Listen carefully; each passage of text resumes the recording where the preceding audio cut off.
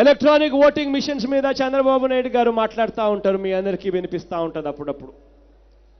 ఇదే electronic voting మిషన్ను దొంగతనం చేశాడు అని చెప్పి కేసులు ఎదుర్కొంటున్న ఆయన ఇదే చంద్రబాబు నాయుడు గారి ప్రభుత్వానికి సలహాదారుడుగా పెట్టుకుంటాడు ఈ పెద్ద మనిషి చంద్రబాబు నాయుడు గారు. ఇదే పెద్ద మనిషి చంద్రబాబు నాయుడు గారు వేల కోట్ల రూపాయలు కుమ్మరిస్తాడు, ఉన్న ఓట్లను తొలగిస్తాడు, లేని ఓట్లను చేర్పించే కార్యక్రమం చేస్తాడు. ఏ ఒక్కరైనా కూడా ఈ పెద్ద మనిషి చంద్రబాబు నాయుడు గారి పాలనలో స్వచ్ఛందంగా ఓటు వేయాలి అని అంటే భయం లేకుండా ఓటు వేసే పరిస్థితి ఇవాళ ఉందా అన్న అంశం మీద చర్చ జరగాలి.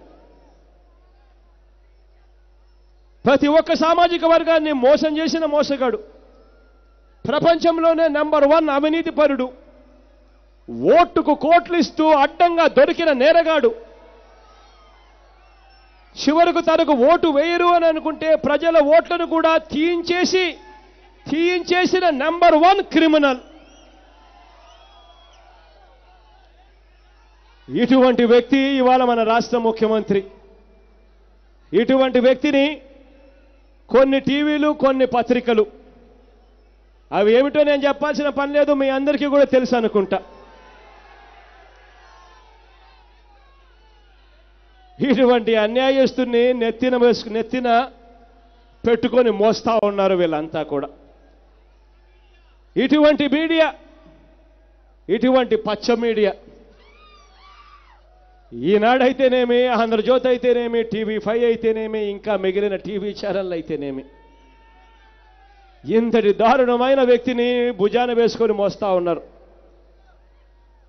ఇటువంటి వాళ్ళంతా కూడా చంద్రబాబు నాయుడు గారితో కుంభక్కై వీళ్ళు చేస్తా ఉన్న పని ఏమిటో తెలుసా? లగడపాటి లాంటి దొంగ సర్వేలు మీ ముందుకు వస్తాయి రాబోయే రోజుల్లో. గుర్తుందా ఎన్నికలప్పుడు, తెలంగాణ ఎన్నికల్లో లగడపాటి ఏం చేశాడు? ఎన్నికలకు కేవలం 36 గంటల ముందు, పాపం తెలంగాణలో కేవలం 36 గంటల ముందు లగడపాటి వచ్చాడు. పేపర్ల ముందుకు, టీవీల ముందుకు వచ్చి లగడపాటి సర్వే అని చెప్పి చూపించాడు. ఆ లగడపాటి సర్వే ఏమిటి? తెలంగాణ రాష్ట్రంలో తెలుగుదేశం ప్రభంజనం, కాంగ్రెస్ పార్టీ, తెలుగుదేశం పార్టీ అధికారంలోకి రాబోతా ఉంది అని చెప్పి ఎన్నికలను ప్రభావితం చేసేందుకు ఎన్నికలకు 36 గంటల ముందు లగడపాటి సర్వే. ఆ లగడపాటి సర్వే చేయడం, దాన్ని ఇదే ఎల్లో మీడియా నెత్తికేసుకొని మోయడం. ఏ టీవీ చూసినా, ఏ పేపర్ చూసినా అప్పుడు ఏమిటి? లగడపాటి చెప్పాడు, లగడపాటి సర్వే. సంతోష దేవుడు మొటిక్కాయలు వేశాడు. ఈ లగడపాటి అనే వ్యక్తి ఎలాంటోడు, ఈ దొంగ సర్వేలంటే ఎలాంటివి, ఈనాడు ఎలాంటిది, ఆంధ్రజ్యోతి ఎలాంటిది, TV5 ఎలాంటిది అని చెప్పి ప్రజలకు కనీసం అర్థమయ్యేట్టుగా దేవుడు ముందుగానే సినిమా చూపించేశాడు.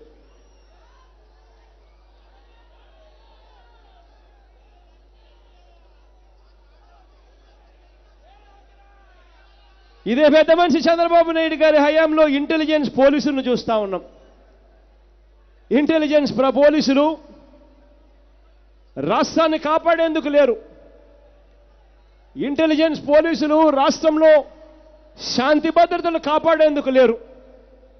ఇంటెలిజెన్స్ పోలీసులు ఇవాళ ఏం చేస్తా ఉన్నారు అనంటే, చంద్రబాబు నాయుడు గారికి వాచ్మెన్ల కంటే దారుణంగా చంద్రబాబు నాయుడు గారు వాడుకుంటా ఉన్నారు.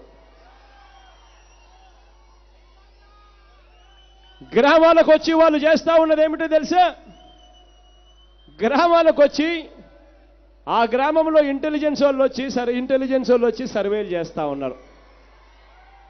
వైఎస్ఆర్ కాంగ్రెస్ పార్టీ నాయకులు ఎవరు? 50 ఓట్లు ప్రభావితం చేసేవాళ్ళు ఎవరు? 100 ఓట్లు ప్రభావితం చేసేవాళ్ళు ఎవరు? 500 ఓట్లు ప్రభావితం చేసేవాళ్ళు ఎవరు?